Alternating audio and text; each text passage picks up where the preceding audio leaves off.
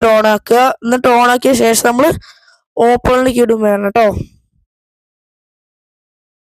ഇത് നമ്മൾ ഈ ഓയിൽ ഫില്ലിങ്ങിൽ നമ്മൾ ഇതായി ത്രെഡ് ഉണ്ടല്ലോ, ആ ത്രെഡ് വരെ നമ്മൾ ഓയിൽ ഒഴിക്കണം കേട്ടോ. നമ്മൾ ഈ ത്രെഡ് കാണുന്നുണ്ട്, ത്രെഡ് ഇതുവരെ നമുക്ക് ഓയിൽ ഒഴിക്കണം കേട്ടോ, ഫുള്ളായി ഒഴിക്കണം. മാത്രമല്ല ഇത് നിരപ്പുള്ള സ്ഥലങ്ങളിൽ മാത്രം ഒഴിക്കുക, ചെരിഞ്ഞുള്ള സ്ഥലങ്ങളൊന്നും ഒഴിക്കരുത് കേട്ടോ. ഇതാണ് നമ്മുടെ ബാറ്ററിയുടെ ക്ലിപ്പ് എന്ന് പറയുന്നത്. പ്ലസ് പ്ലസ്സിലും മൈനസ് മൈനസിലും നോക്കി കൊടുക്കേണ്ടതാണ് കേട്ടോ. ഈ ഓയിൽ ഒഴിച്ചതിന് ശേഷം മാത്രമേ നമ്മൾ ബാറ്ററി കണക്ട് ചെയ്ത് സെൽഫ് അടിക്കാൻ പാടുള്ളൂ.